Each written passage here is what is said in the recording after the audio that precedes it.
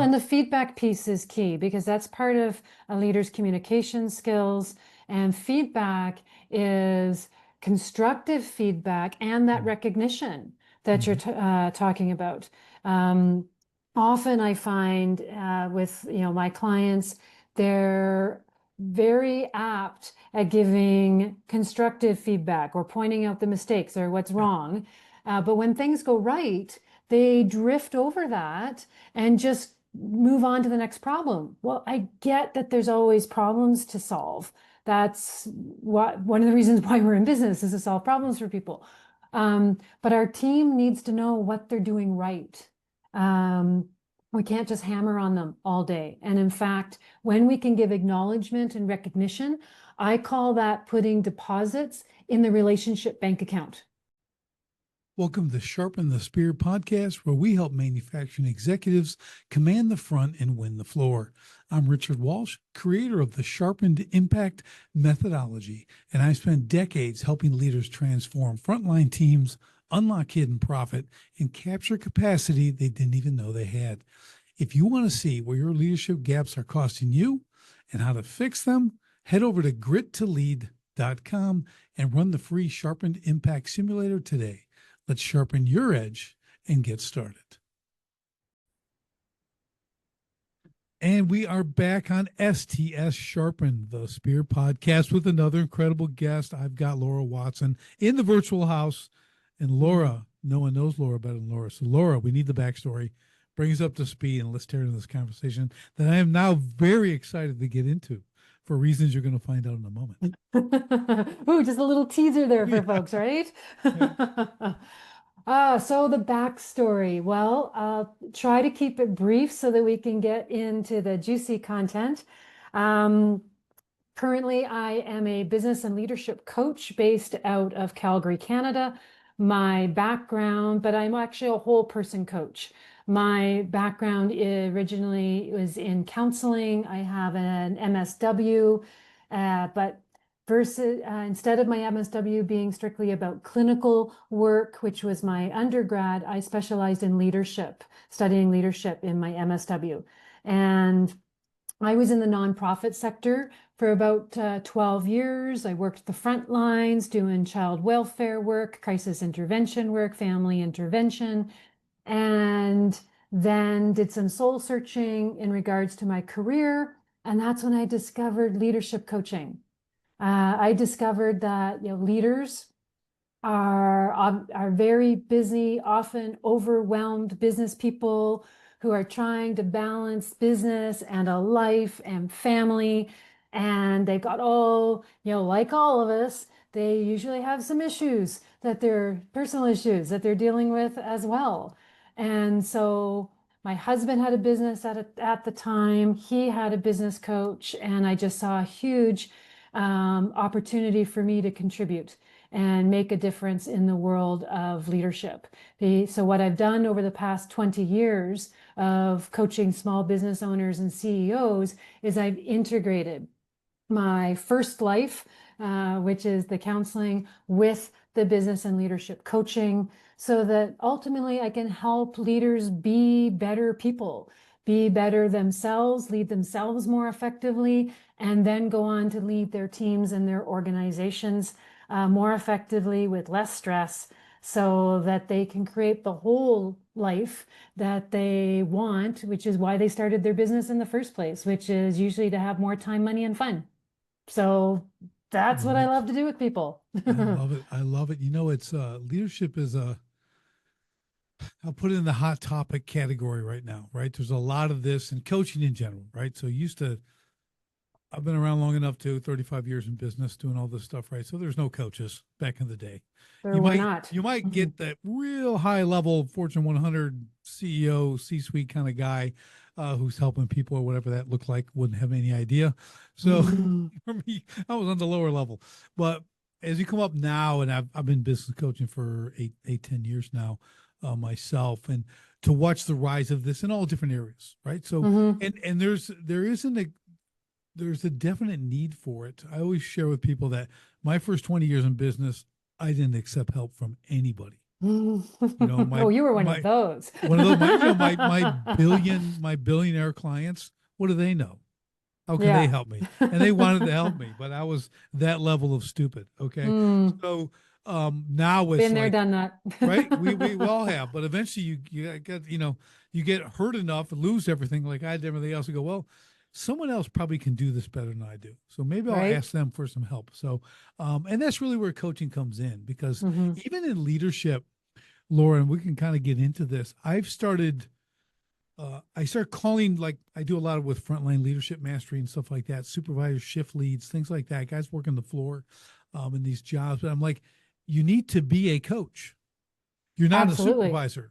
You need to Hmm. coach people because it's a different technique, right? You Absolutely. treat people differently, man. They're your players. Hmm. They're the ones who bringing you victory.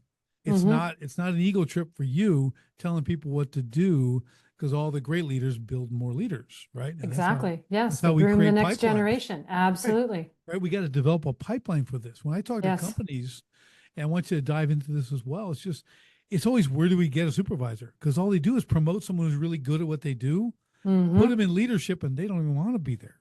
And then they suck at it, right? They don't train them. Which They just think you're good at your job. Go tell everyone else how to be good at their job. which is a You know? huge assumption that you can move from the front lines. And I mean, it's a natural thing. As you acknowledge, we see it everywhere. You're good at your job. So the whole idea is to climb up that corporate ladder, but the skills are different. And how you do your job well is different from how you lead others. Um, you have to first learn how to lead yourself more effectively, and then, yes, be able to lead others and coach them. That's one of the things I do in my practice as well, is help leaders integrate coaching skills into their leadership approach so that they can groom that next generation. So I'm right with you. Yeah, that's awesome. You know, the work on yourself thing. Okay, let's spend a little bit of time on that. Okay, because and I'm gonna give the male perspective. Okay, not a Yep. favorite thing to do. Okay, work No. on ourselves. Okay, but there's extreme value in that when you do it, because I've had to do it.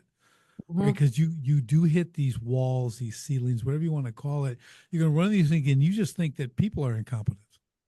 Yeah, we want to point the finger and Yeah, blame others that it's their fault. that's right. And right, it's much easier to blame others than it is to look at ourselves and see what can we do differently. Yeah, It's because tricky. I found with entrepreneurs as a business coach, everything else, yep, they're the biggest problem. Okay, they're the biggest problem in the business. They're in their own way. They're the stumbling blocks. They're not communicating properly. They do something really well, and they start a business, or they're whatever, they're running, they're gaining more Hmm. ground, trying to grow and all that stuff. But man, they are not great leaders in general. Hmm. Okay, obviously there's exceptions to every rule, but because you get so mired into your business of doing the thing, Hmm. that there's no personal time. There's no time to work on yourself. All that does, again, my male's perspective, is, oh gee, let me share all my flaws.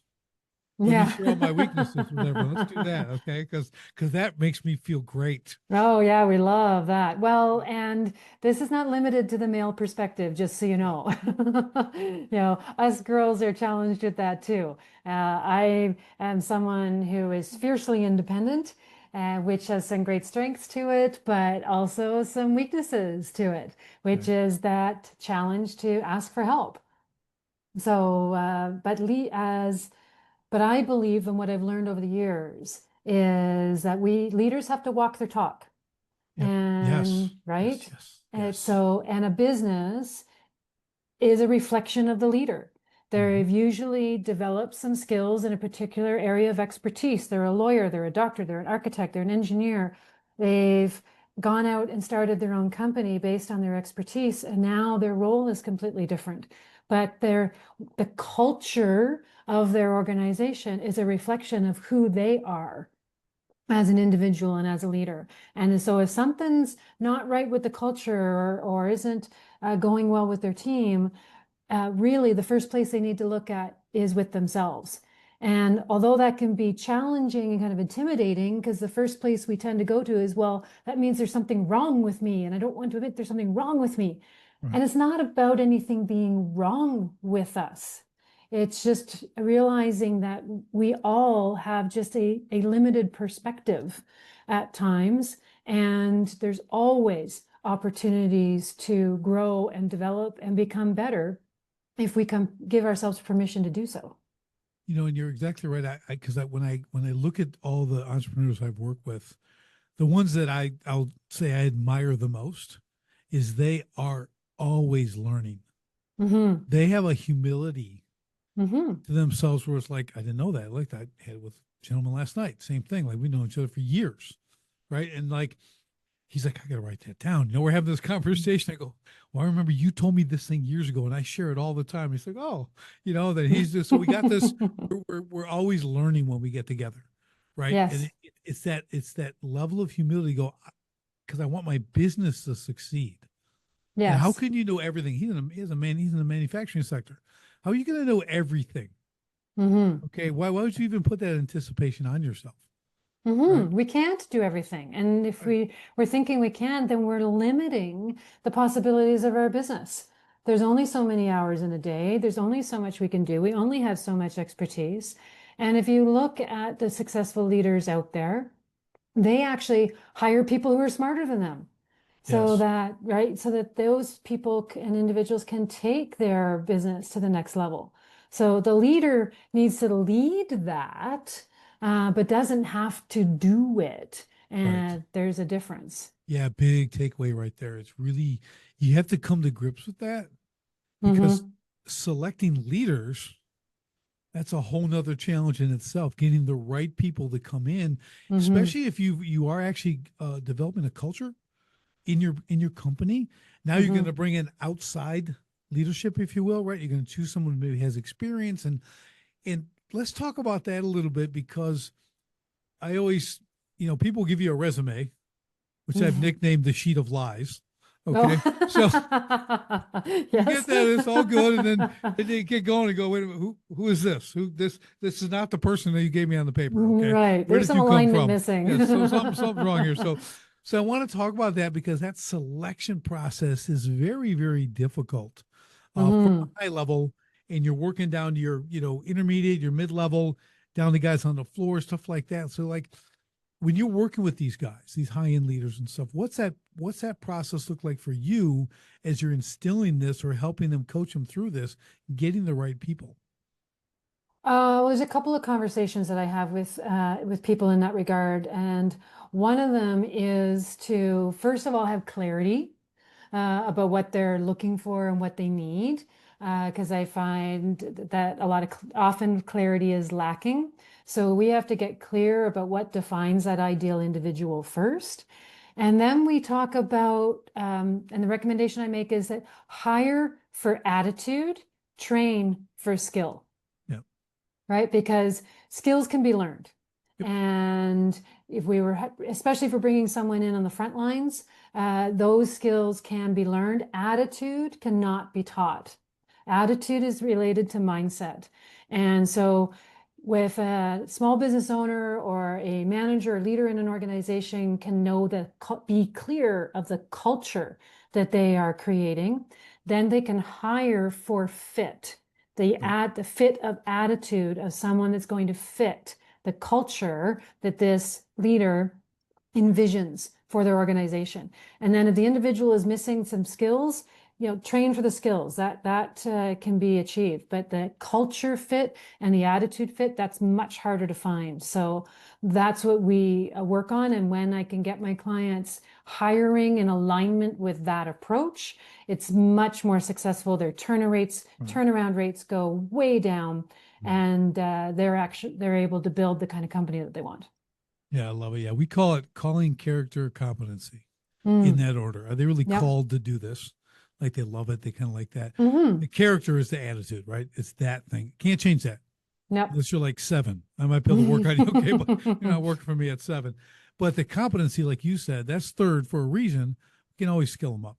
Yes. You want people to have some competency, right? But that is the easiest thing you can do. There's no correcting that character. It's a done for you package.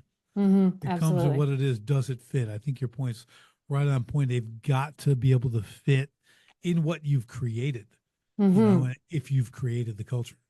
and are creating. And that's again where the clarity comes from, because leaders need to have a sense, where are they headed? What is their vision?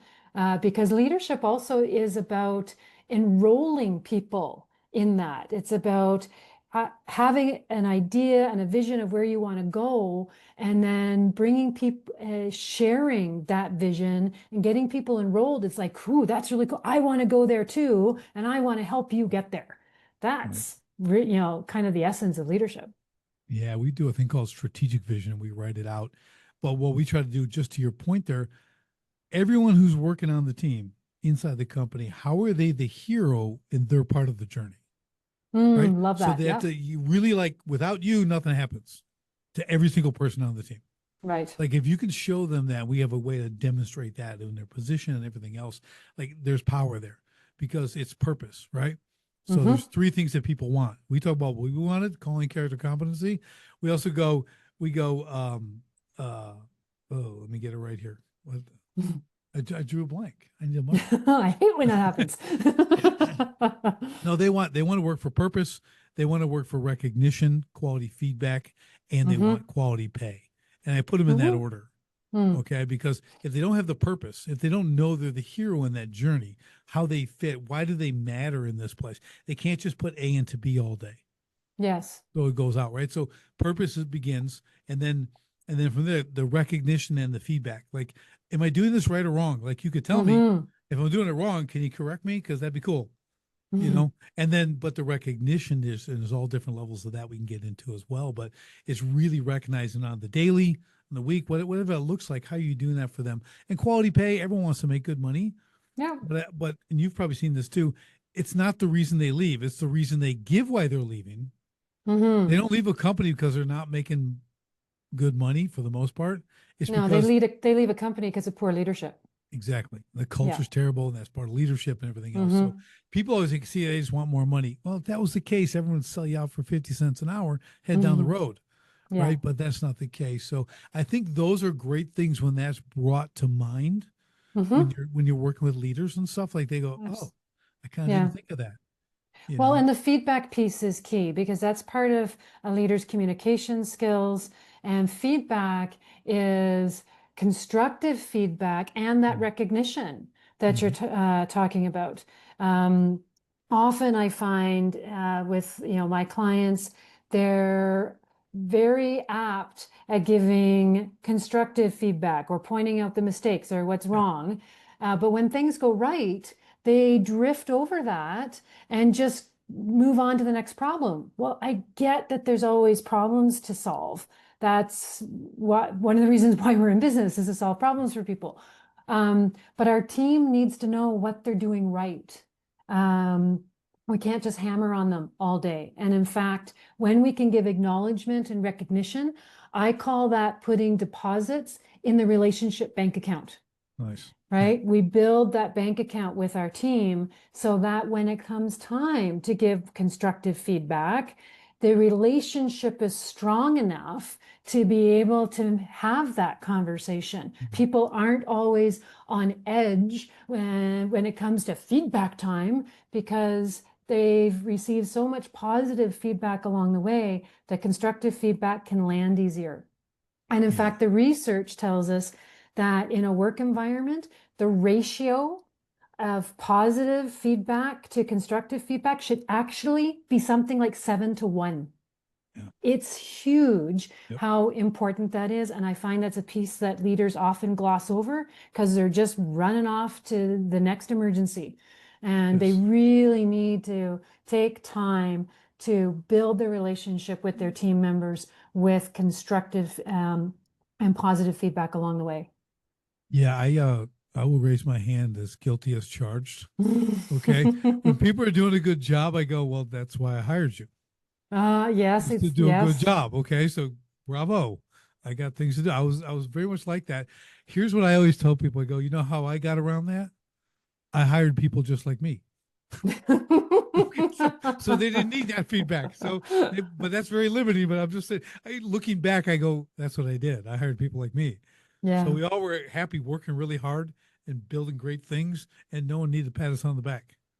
but I probably did need to pat them, and I did, but not in the sense, not a 7 to 1. And as I see it now, again, as I'm working with larger companies and really working with people on the floor, and you're starting to get into it, you go, man, it's critical. Mm-hmm. I talk to the people because I do everything on the floor, and I get real feedback. Get people to be real honest. I'm like, that is the number one thing. Mm-hmm. They just don't know if they care. They don't think and it's not they don't know. They'll just think they don't care. They There's assume, no, yeah. yeah, there's no in between there. Meanwhile, upper leadership thinks, hey, everyone's killing it. This is great. Mm-hmm. It's their expectation. That's what they're supposed to do. That's what I'm paying them for. They Right. don't get that relational aspect of the culture because Mm-hmm. they're not really building the culture because they don't Right. understand without that element, you don't have a culture. And Well, you have a a bad culture. bonus once a year or Right. company picnic kind of thing. Yeah. Once a those can be nice, but it's really the acknowledgement and recognition on an everyday basis, helping people understand what they're doing right so they can do more of it. Mm. And then the little pieces of correction along the way. And I think the feedback and correction conversations, how those happen, are also super important because I find lots of leaders inadvertently attack the person Hmm. versus the behavior. And that's when they end up getting defensiveness back from their people or upset or relationship breakdown because the person receiving feedback feels attacked.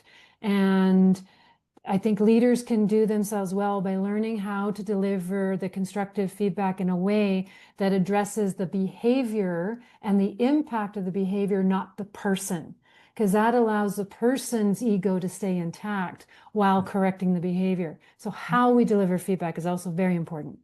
Yeah, I love that. That's a really, really good point, Laura, because in today, and let's use social media as the evil thing it is, okay? But people attack people. They don't Yeah. attack ideas. They attack the people, and that's where they get it from. So that, and people see it and they scroll it, and it becomes, and then they just go do the same thing to people in real life. Hmm. And I think that and I'm just thinking of this now, like there's quite a crossover to that. I gave up social media like 2 years ago. Oh, It's like good for you. when you don't find me, that's because I'm not there. Okay. But, Got it. but it's just, I'm busy doing things. I'm getting work done. Uh, Yes. but that is a big crossover. And I love what you said about that because when you go the behavior, it's a completely different conversation. You literally Hmm. come alongside of them and say, man, this is looking decent, but listen, a couple little tweaks. Can we fix Hmm. this? Can we do it this way? Go ahead, try that. See that? See how it looks better? Like, oh Yeah. yeah, that's good. All right, that's what we need. Yeah. Outstanding, man. Kill it. And off Yeah, we and go. the impact of the behavior, because Mm. people are often they got most of people have blinders on. They're only thinking about their job right in front of them or their own perspective, and they may not realize the impact that their behavior is having on their colleagues, on their manager, on the organization as a whole. And I find when people understand the impact of their behavior, they're like, oh my gosh, I had no idea. Well, of course I want to do better. Or of course I'll Right. change that because ultimately I'm here to help the organization be more effective. Right. So it's usually, the mistakes or the ineffectiveness isn't malicious. It's not happening and it's on purpose. It's happening more because it's a blind spot.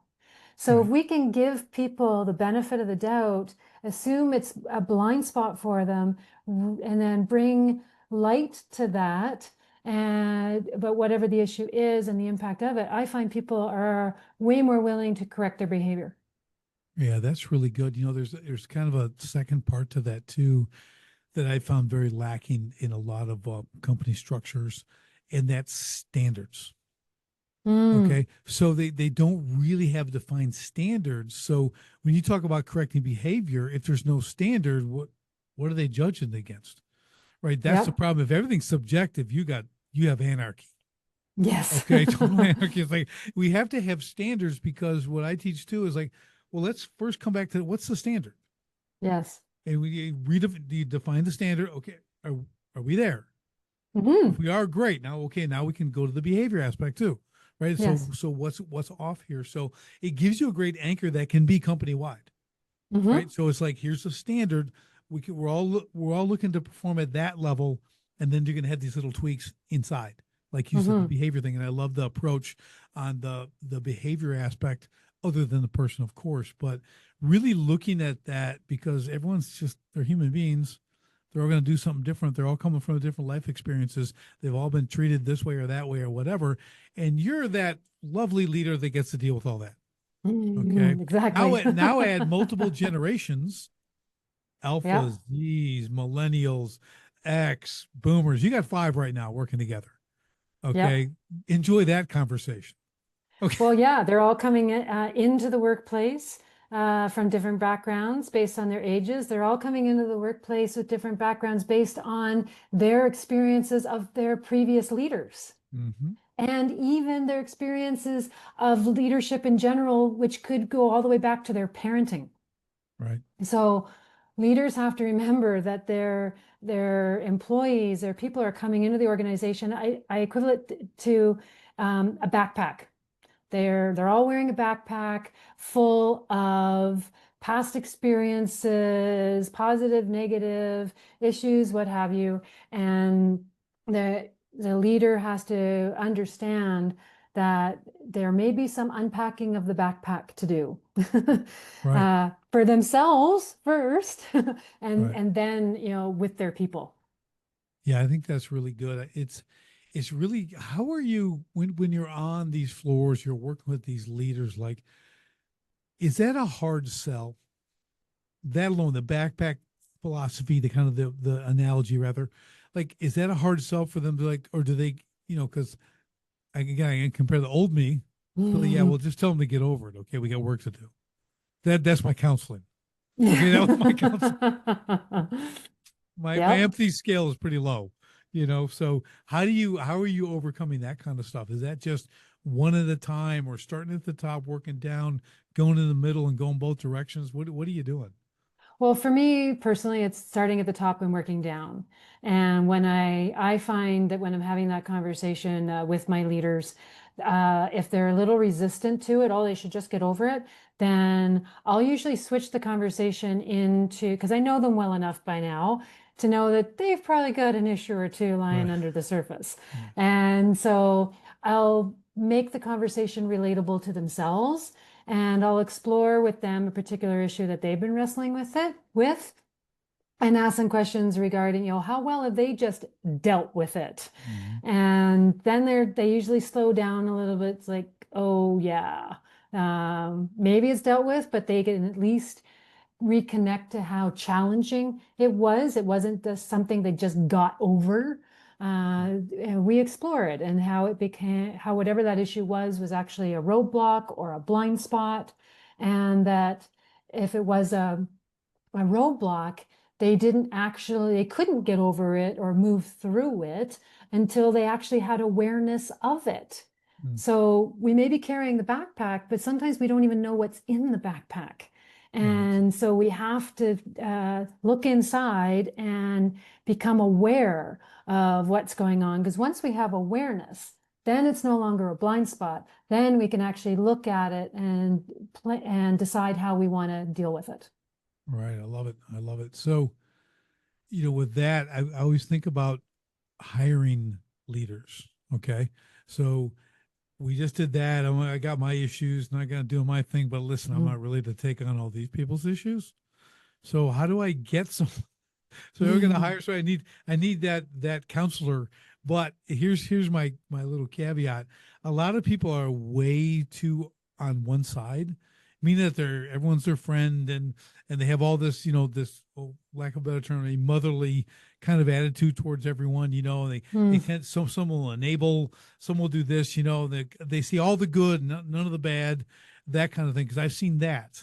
Hmm. Okay, I'm like, okay, you're probably not the right person. You have to balance that, right? We got to tether some of the motherly stuff into the, we got to get things done, Hmm. and everything else. Do you run into that kind of stuff at all? I've run into that leadership style, absolutely. And in fact, I remember very specifically an accountant running an accounting firm. And yeah, he was a little too much on the side of just the positive stuff and letting things go and letting things slide and that kind of stuff. And it was really based in a fear of conflict. Right. He had a history of not experiencing conflict effectively. He took conflict or criticism very personally, and therefore he avoided giving feedback in return because he just assumed it was going to be a conflict, and he didn't like that. So we had to discover together that it was fear-based for him, Mhm. that that was really the piece that was holding him back. And then we had to unpack what the fear was and how that had played out in his life a little bit. And then give him the communication. Once we had processed that, then I was able to give him the communication tools to be able to set up a feedback conversation in a way that it would produce as little conflict as possible because it's totally doable. And then even if some conflict gets triggered, there's additional communication skills that we can use that will help diminish that escalation. So it was really a combination of unpacking what was holding him back, which in his case, it was a fear and some assumptions, and then giving him the communication skills to be able to manage the situation when he finally stepped into it.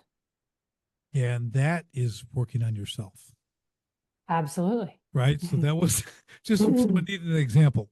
That was really an example of working on yourself. You've got to understand that because those are major setbacks. And I'd also tell someone, well, if you're an accountant, you shouldn't be running your own company as an accountant. You should be out of the accountant thing and running the company as a leader.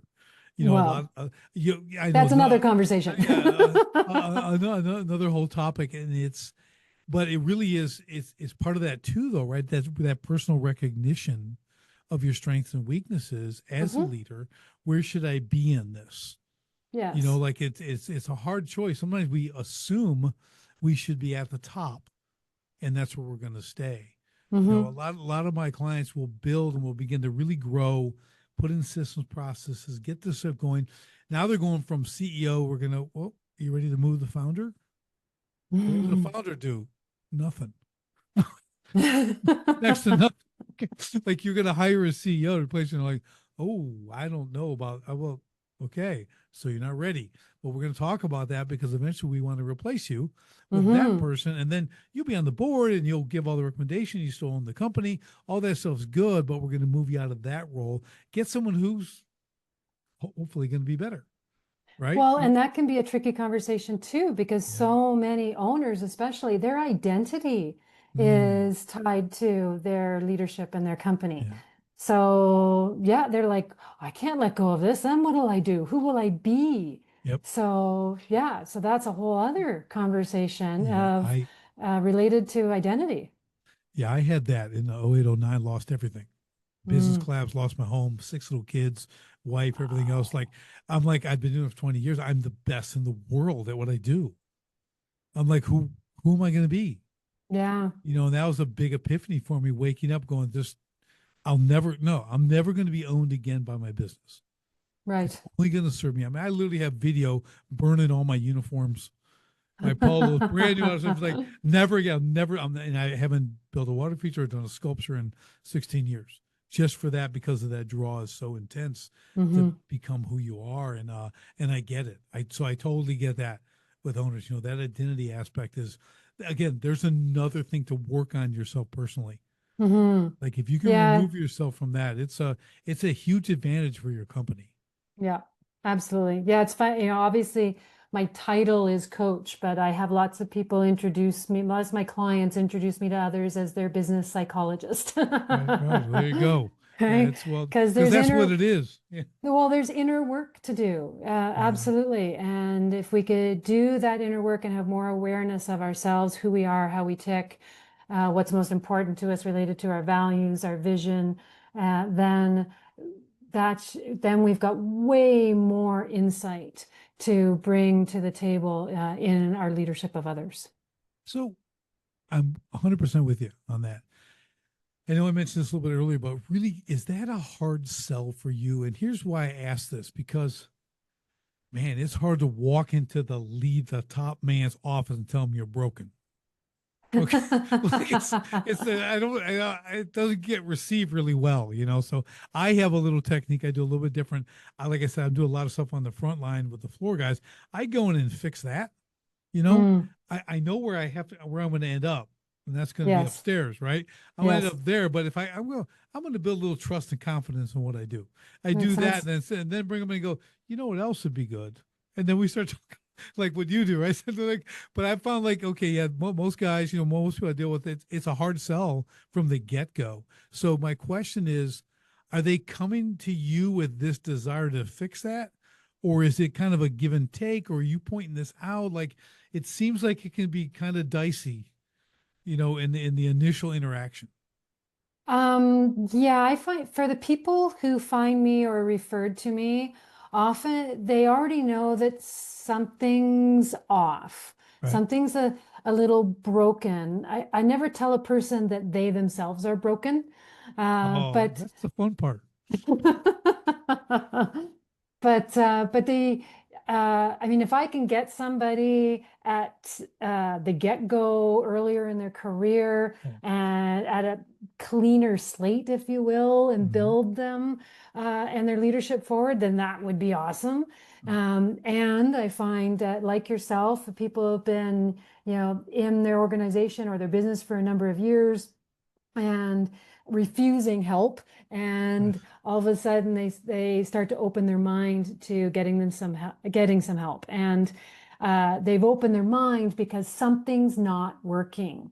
Either they've lost a key relationship, whether that's a business partner or their personal partner. They've got high turnover in their organization. Um, Sales just aren't converting. There's there's triggers. There Mm. are things that are happening that are giving them clues, and I call them their symptoms. These triggers are Mm. symptoms that something else is of a core issue.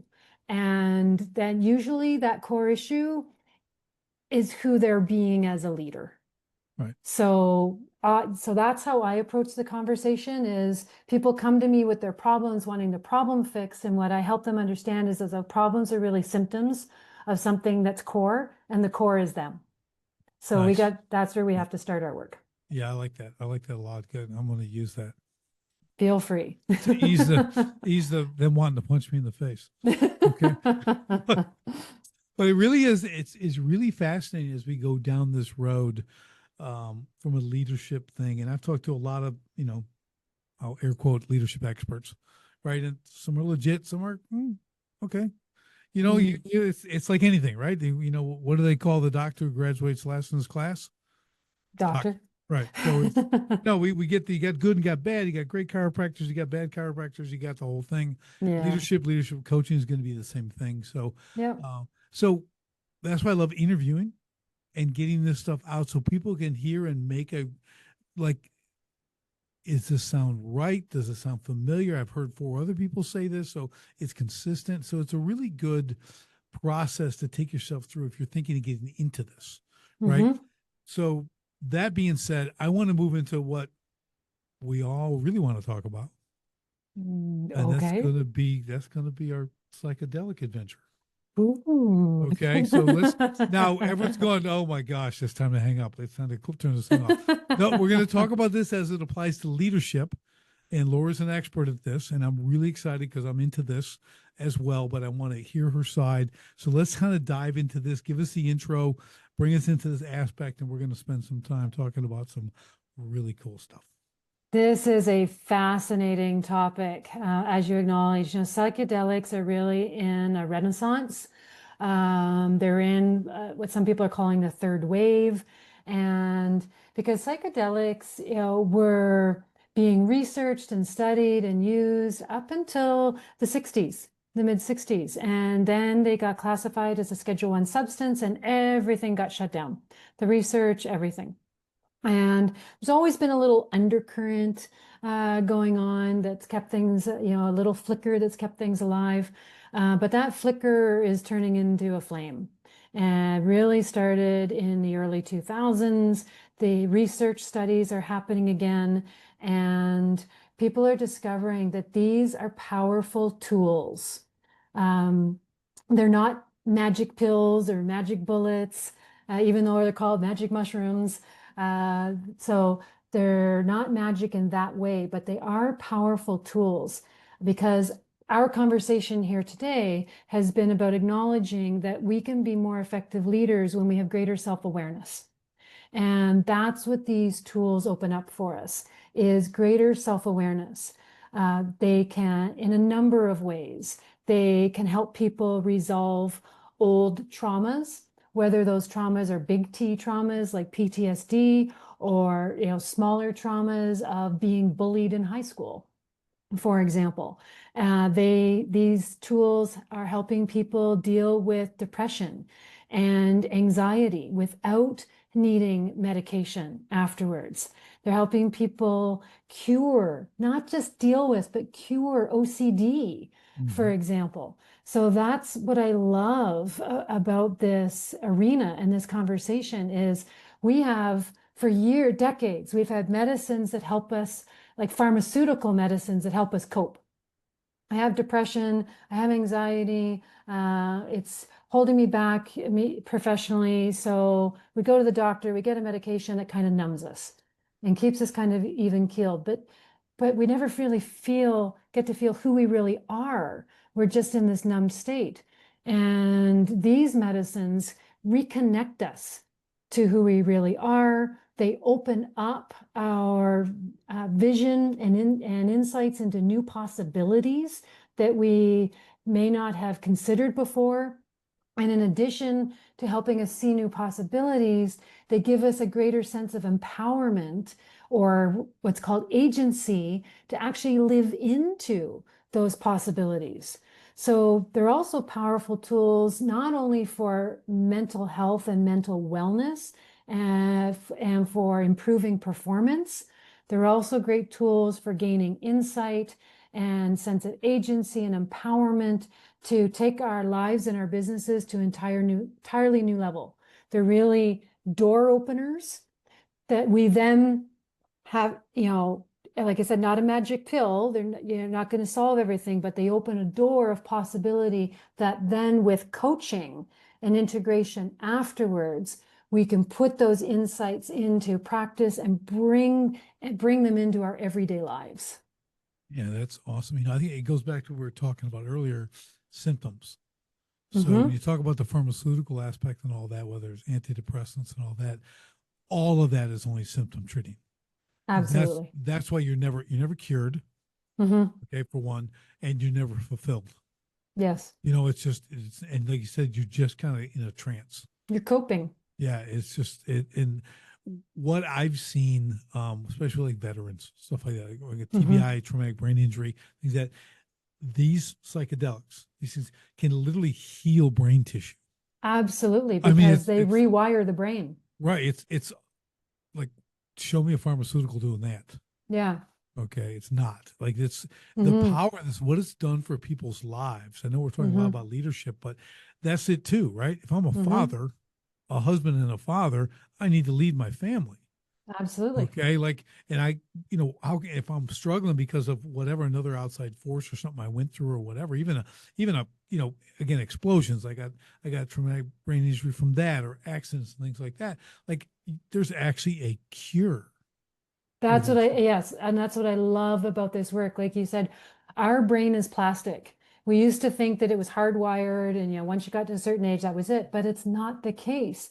It's plastic. And so yes, our brain can heal itself from previous trauma. We can rewire it. That's what affirmations are all about. It's the idea, affirmations are all about thinking and speaking new ideas so that we can develop and grow new neural pathways. And that's effective, but it takes a long time to repeat an affirmation if we have the discipline to do that day in and day out. Whereas these medicines, right to the source, and you can get insight and transformation so much faster and deal with the core issue and no longer have to just cope or deal with the symptoms.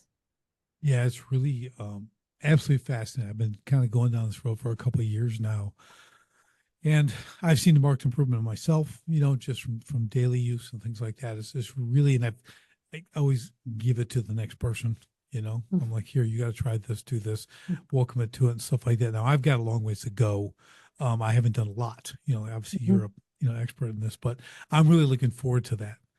Next steps and I kind can of, help you. yeah, see that? That's the only reason I had you on, Laura, so that you could help me. But but it really is. And from a leadership standpoint, here's the thing. I think that ability to heal the brain, because we're all coming from a place. We talked about it during the whole show. We're all at that place. We've been here, this trauma here, a mother wound, a father wound, a friend, a bully, whatever it's been, right? Hmm. How many times I'm a boxer? How many times, how many breaks, Mm. Hmm. plates and wires in my face and micro concussions. I mean, you talk about, I got some Dame damage. Okay. So it's like, I, but it's like, Yes. I need someone to help me with that, because over time it's like, okay. Yes. All that kind of stuff. So you look at that, like, this is working on yourself. Like Yeah. we talked about at the beginning, right? This is like, and you can see marked gains. Hmm. It's one thing to talk about, well, I'm going to change my attitude and I'm going to try to say this instead of that. But this is it's healing, right? It's really changing the brain, Yes. healing the brain and stuff. And you're seeing this and you're feeling this. Like you said, it's more of a cure than a symptom suppressor. Absolutely, it is. Yeah, Yeah. it really gets to the source. And we can learn communication skills, we can change our behavior, which are all excellent and important things to do. And if we can have breakthroughs at our self level and heal things that maybe we weren't even aware of, back to that awareness piece, um, then we can transform so much faster. And yes, deal with the core. And when we deal with the core, the symptoms go away. And that's what's so incredible about this work. Yeah, it's so I did a couple of years of hypnotherapy. Mm-hmm. Okay, a couple of days a week. Really fascinating because I got some stacked issues. Okay, back in the day. Right? So I did that for days. And the stuff that's uncovered in the unconscious mind, Mm-hmm. okay, it was really fascinating. I mean, and I always tell people, I go, listen, I've been married 26 years now, and I couldn't have gotten married if I didn't do that work. Mm. Okay, because I had no respect for women and all kinds of mother issues and whatever, right? But like this brought all that. I mean, it was like 3 days a week for 2 years. Really expensive. Just saying. Very expensive, It very was time consuming. Now, there was a high personal obviously, investment. yeah, so obviously helpful and Yeah. you learned a lot, but what if you could get the benefit of years of hypnotherapy or talk therapy or Mm-hmm. even coaching? Mm-hmm. What if you could get that in 1 or 2 days? That's what I'm saying. It's like I look at this now. I go, well, I already know that like worked, but wow, was that a lot of time and money? Mm-hmm. Okay, Mm-hmm. and it only fixed a little. Yeah. Okay, I got a lot going on. Okay, so it's like that, but I know there's stuff like, and you kind of know, and there's triggers and all this kind of stuff, but it's like there's something broken in there. Do you know what Yeah. I mean? You're like when you start learning about this stuff and looking, and then you start to compare your behavior with like this and this and this and what that is like. Okay, well that's got real legitimacy. Mm-hmm. That's the thing. It's not here. Hey, let's go do mushrooms. It's not Yeah, like no, this is not yeah, recreational. This right, is not right, ceremonial where we've got, right, shamans, they have their place. right, And right. this is intentional. And a new term that's coming to light is the functional Yes. psychedelics, which Hmm. is about helping us be more effective and personally and professionally. So it's very intentional, it's very thoughtful, it's in controlled settings. It's not therapy, Right, but it's also not recreation right, or ceremony. It's a middle ground to help top performers go next level. right. Exactly. And I'll tell you, as leaders, if you're running the company, and any high level leadership thing it's about performance. It's Hmm. about being sharp, being your best, because you are a problem solver. You are, you know, overseeing other people, other leaders, everything else. It's a command structure that you really have to understand, like where you fit in there. But man, a bad day, could have really dire effects going down the chain. Mm-hmm. Right. So trying to perform as well, we work out and we try to eat right and do all this stuff. I do the functional mushrooms, my coffee and stuff like that. And I love it. You know, it's chaga and lion's mane and maitake and cordyceps and all this really great stuff. I love just getting in daily. And Mm-hmm. it's made me sharper. It's made me Nice. better. I feel better. And as I'm producing the day, I'm getting more done. And I don't mean like I'm going like longer. I mean that I'm sharper and Yes. crisper in my work and I have a greater understanding. I'm doing things now, and again, this isn't some magic thing, but I'm doing things now I never thought I could have done. Mm-hmm. That's that Okay. sense of agency that we were talking about. That's it. Yes. And it's like, and I'm like crushing it. Yeah. I'm going, I'm doing this. I did that. Yeah. Like it's this Oh, was like, absolutely. What I'm hearing, you're more effective and you're more efficient because when we're focused and we have clarity, yep, so many business owners, as I'm sure you experience too, their answer to doing more is working longer. mm-hmm, And but there's you get diminished returns the right. longer you work Yep. because you get tired and your brain gets tired and you can't focus. And so to be able to do as much or more in shorter periods of time because you're effective, because you're sharp, because you're efficient, your world changes. Yeah, it really does. I mean, Hmm. you know, as business owners, a big word we like to use is leverage. There's Hmm. only so many hours in a day. How do we leverage that? Well, even our mind, how do we leverage our mind? Exactly. It's the same principle, you know, get that thing sharper. Now I see my solutions sooner. Hmm. You know, I'm like, I understand them and then I can delegate these solutions. Yes. Okay. You know, so you start to learn like, okay, that's effectiveness, right? That's time compression. That's what Hmm. you're doing. You start seeing that, you start understanding, I don't have to do that. I know the Hmm. solution, give them the solution, run with it, you Yes, know, and do we that. can move through our fear of delegation because no one does it like I do, That's right. and Yeah, that boy, and and that's actually yeah, create more leverage. exactly. It's yeah, that's a big thing, right? That's why I wrote Escape the Owner Prison, because it's the nine hat wearing, do everything myself. I don't Mm, open the door, you know, business doesn't happen kind of thing. And when you reach that level and you can let go of that, again, it takes a very, very clear mind yes. to make those kind of decisions. Those are big decisions. Hmm. You know, like a lot of guys can't let go because they don't have the confidence in others for a million reasons. It's Hmm. not one or two things. It's whatever there is, they have their reason, and it holds back their company. It holds back all their people too. That's what I think Absolutely they, does. right? I don't think they realize that from a leadership standpoint. Like, and people, I tell people this, and they have to kind of stop for a second and go, well, you know, everyone who works for you wants to be great, right? And they're like, what? I go, you think half of them are slackers. Okay. Well, they're not if you can lead them properly. If you can Yes. coach them, they all want to do a really good job. But, well, let me see. You haven't defined what success is. What is Hmm. success in the day, in the week, in the month, the quarter, the year? Do they know that? Of course they don't. How Hmm. happy would you be? Well, if you don't know where you're going, right? Well, It's a mystery exactly. job. Every day you're going to get hit from a different direction. Okay. There's a lot of things you can start walking backwards on that. And like, there's no clarity here. Back to your point. There's no Hmm. clarity here. I mean, you have great people. You just haven't let them be There's no great. clarity, there's no parameters, and the delegation conversation hasn't happened in a way that the person they're delegating to can actually deliver. And Right. so then they point the finger at their people for not delivering, when in fact, that's another opportunity to look at themselves and how they're having that delegation conversation. There's ways of doing it right, and there's doing ways of doing it ineffectively. And that, again, another skill that can be learned when the leader's open to learning it. Yeah. Yeah. It's so true. So true, man. It's a great topic. Oh, I It's a think we could great go on forever. Yeah, it's so good. But I'm so happy you're able to bring the mushroom, the psychedelic aspect to this leadership component, in a clinical way. You know, I can talk about it, but I don't carry a lot of weight. Okay. Well, I carry weight, but it's not that kind of weight. Okay. So, no, I love people to start investigate this. There's a lot of information out there. There's a lot of, you Hmm. know, a lot of places to do this. When people go to Mexico, they do this, whatever all that is. Okay. I'm Hmm. just saying, as we always do on this podcast, is like you got to open your mind to learning. Hmm. Okay. gather some information, and then apply that information.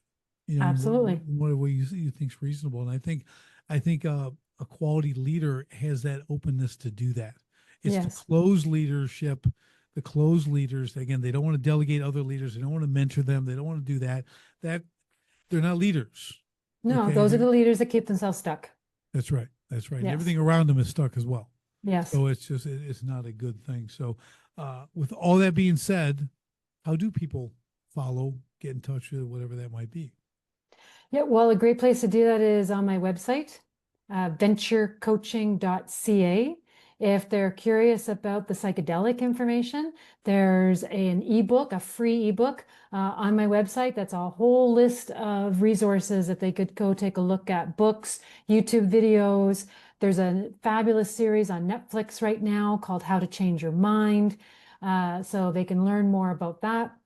And if they're not ready for that and just want to learn some communication or feedback skills, I've got free ebooks on those topics as well. Awesome. So venturecoaching.ca, check out the free tab. There's lots of great resources there. And they could always look me up on LinkedIn as well, because I do keep my social media somewhat limited. So those are the best two places to find me if they're looking. Oh, that's awesome. Laura, this has been such a fun conversation. Sometimes we get into these things, we never know where things are going to go. Mhm. This went awesome. It all really went great. I loved I've it. had fun today, so Yeah, I this certainly was, hope your listeners have too. yeah, I'm sure it's taken a lot away. So I always tell listeners too, when there's this offer, here's free ebooks, here's information resources, you need to take advantage of it. So go to the website, get the resources, read them, and then we apply what we learn. That's Yes. the big step that everyone leaves out. I can read a book. I've written a number of books, but if I just read them and put them on the shelf, all I'm doing is burning up time. Yeah. Okay. You're So just killing time. leverage the learning. Leverage the learning. That's going to be our key word, our exit word. Leverage the Okay. learning. And for everybody else, we'll see you on the next STS podcast. Thanks for joining me on the Sharpen the Spear podcast. If you're a manufacturing executive and you're serious about unlocking hidden profit, improving frontline leadership, and taking control of your floor, go to grit2lead.com right now. Run the free Sharpened Impact Simulator and discover your biggest opportunities are hiding.